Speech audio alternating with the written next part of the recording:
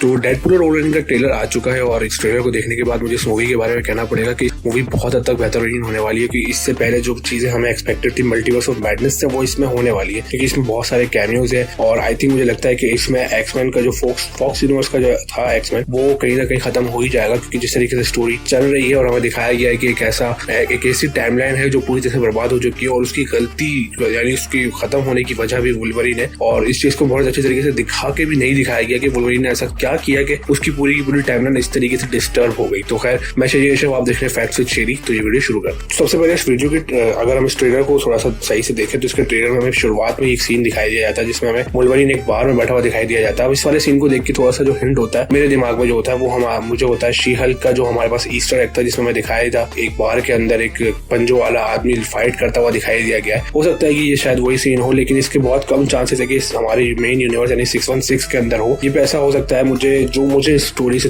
मुझे इस ट्रेलर से थोड़ा बहुत समझ में आया वो ये है कि वुल्वरिन अपने अर्थ पर ही है, मतलब जहाँ पे वो था लेकिन उसकी वजह से जो एक्सपेंस के साथ हुआ उसके बाद वहाँ के लोग भी इससे नफरत करते हैं और वो खुद भी बहुत ज्यादा डिप्रेशन में है। बट इस वुल्वरिन के पास डेडपूल आता है, उसे कहता है कि तुझे मेरे साथ चलना पड़ेगा। थोड़ी जबरदस्ती भी होती है दोनों के दरमियान। और अगर आपने इसका हिंदी ट्रेलर देखा तो आपको पता होगा कि इसमें किस किस्म की स्ट्रॉन्ग लैंग्वेज यूज की गई है। और आई थिंक डेडपूल को उसी के साथ देखना ज्यादा अच्छा रहेगा क्योंकि वो इस तरह का कैरेक्टर है और हमने इससे पहले यानी दोनों पार्ट्स में उसको इसी तरह की लैंग्वेज में देखा है। तो अगर वो इस लैंग्वेज पे नहीं होता तो शायद कहीं ना कहीं ये चीज मिस लगती। और आगे इस बारे में अगर बात करें तो मूवी के डायरेक्टर उन्होंने ये बोला है कि ये मूवी डेडपूल 3 नहीं है, ये सिर्फ डेडपूल और वुल्वरिन है। तो ये भी एक अलग किस्म की अपॉर्चुनिटी है आई थिंक डेडपूल फ्रेंचाइजी के लिए कि उनके पास एक अलग किस्म का डोर खुल रहा है। और इसके बारे में मैं किसी और वीडियो में जरूर बात करूंगा क्योंकि ये बहुत जबरदस्त किस्म की थ्योरी है और इसमें बहुत सारी अनगिनत अपॉर्चुनिटीज आएंगी डेडपूल फ्रेंचाइजी के लिए। खैर आगे बढ़ते हुए, तो ये डेडपूल 3 नहीं है तो मे पॉसिबल कि आगे में डेडपूल 3 किसी और टाइटल के साथ दिखाई दे, लेकिन डेडपूल और वुल्वरिन है। और जैसे कि हमने पिछली बार टीजर में देखा था, टीजर बहुत हद तक डेडपूल पे फोकस था, तो हमें दिखाया गया कि डेडपूल अपनी लाइफ में किस तरीके से जी रहा है। लेकिन ट्रेलर में हमें सबसे ज्यादा फोकस जो दिखाई दिया वो वुल्वरिन पे दिखाई दिया, उसको उसके सूट के साथ भी दिखाया दिया गया जो सूट बहुत हद तक बेहतरीन लग रहा है। लेकिन अभी भी एक चीज है जो हमें नहीं दिखाई दी गई और शायद वही देखने के लिए लोग बहुत ज्यादा एक्साइटेड भी, और वो है वुल्वरिन उसके हेलमेट के साथ। उसका हेलमेट बहुत ज्यादा आइकॉनिक है और इसको लास्ट टाइम हमें जब दिखाई दिया गया था तो एक्समैन में बहुत साल पहले एक्समैन की एक मूवी में दिखाई दिया गया था, सिर्फ एक हिंट किया गया था। बट अब फाइनली वो पूरा का पूरा सूट येलो और ब्लू कलर का सूट देख के एक बहुत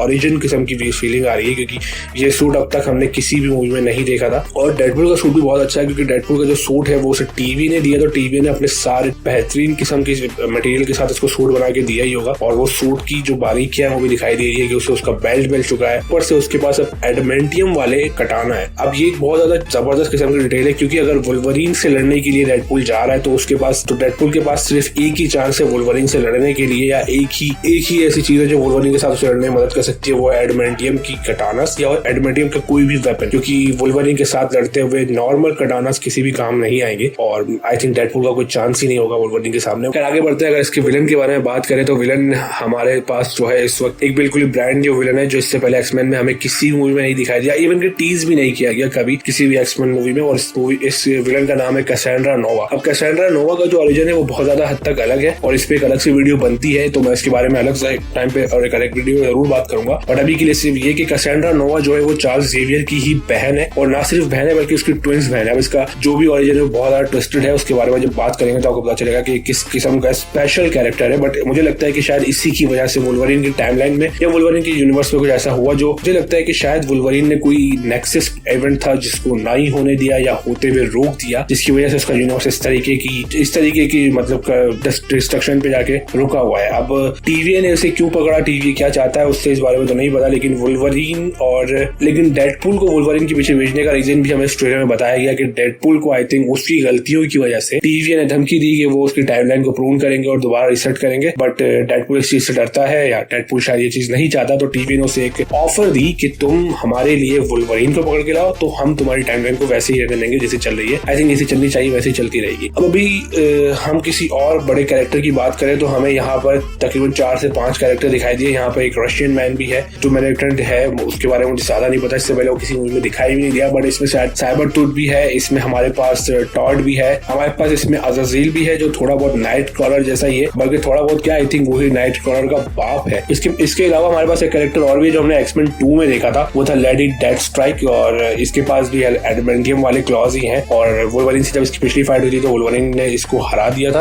बट मुझे लगता है इस बार भी एक रीमैच होगा और वुल्वरीन दोबारा से हराएगा। इसके बाद हमारे पास दूसरे एक्समेन में पैरो भी है, कैलिस्टो भी इसमें है। अब कैलिस्टो का इसमें होना क्या है वो तो देखा जाएगा, लेकिन ये सारे ओरिजिन एक्समेन जो है यहाँ पे है, मतलब कुछ हद तक फेमस है, और ये म्यूटेंट्स इससे पहले एक्समेन की मूवी दिखाई दिए थे, लेकिन कुछ नहीं दिखाई दिए थे। और इसके अलावा जो सबसे ज्यादा नोटिस करने वाली चीज है, यानी इस पूरे के पूरे ट्रेलर में दिखने वाली चीज है, वो है आंटमैन की डेड बॉडी। आंटमैन की डेड बॉडी जो जायंट मैन बन के वहीं पर पड़ी अब एक कंकाल बन गई है, और मजे की बात कि उसके अंदर ही कैसेंड्रा नोवा इन सारे के सारे एक्समेन के साथ या इन सारे के सारे म्यूटेंट्स के साथ रह रही है। और वो सीन जिसमें आंटमैन का हेलमेट खुलता है और अंदर खोपड़ी में से वो कैसेंड्रा नोवा बाहर आती है, तो वहां पर एक चेयर है जो मुझे लगता है शायद चार्ल्स ज़ेवियर वाली चेयर ही है, बट अभी कंफर्म नहीं है, तो मुझे लगता है शायद वो उसी की चेयर है। लेकिन हमें कैसेंड्रा नोवा की पावर्स की भी कुछ झलक दिखाई दी गई, जिसमें वो पूरी तरीके से मतलब बहुत ज्यादा फिनिशिंग के साथ वुल्वरीन की पूरी बॉडी को कंट्रोल कर रही है, मतलब वुल्वरीन के अपने खंजर उसके पाँव में घुसा दिए ये सब। और कैसेंड्रा नोवा की पावर्स के बारे में अगर बताऊं तो वो भी सेम ही पावर्स है जैसी चार्ल्स ज़ेवियर की पावर है, दिमाग को कंट्रोल करना, बात पूरी तरीके से दिमागी वाली पावर्स चार्ल्स ज़ेवियर के पास थी, सेम ही पावर्स है। लेकिन आई थिंक कैसेंड्रा नोवा जो है इस चीज में बहुत हद तक मास्टर कर चुकी है, जिस तरीके से उसको यूज कर रही है। तो हमें इसमें डॉग पूल भी दिखाई दिया गया, और डॉग पूल को देखना भी आई थिंक बहुत हद तक अच्छा था। वो जो स्लो मोशन सीन था बहुत जबरदस्त लगा। एंड सिर्फ ये नहीं कि वहां पे वो लोग मतलब कैसेंड्रा नोवा जो है वो आंटमैन की बॉडी के अंदर रह रही है, बल्कि उसकी बॉडी को किसी तरीके की बेस की तरह, किसी तरह के कैम की तरह यूज किया जा रहा है। हमें इस चीज में हमें इस पूरे के पूरे ट्रेलर में हमें अलाइट भी दिखाई दिया गया, और आई थिंक ये लोग अलाइट से ही बचने की कोशिश कर रहे हैं, मतलब जो ये वाले एक्समेन है जो यहाँ पर है, ये म्यूटेंट्स अलाइट से बचने की कोशिश कर रहे हैं, but in the and movie में अलाइट वहां पहुंच जाएगा। और हमें सबसे लास्ट वाले सीन में हमें एक पोर्टल खुलता हुआ दिखाई दिया गया, और अगर इस पोर्टल के बारे में बात नहीं करता तो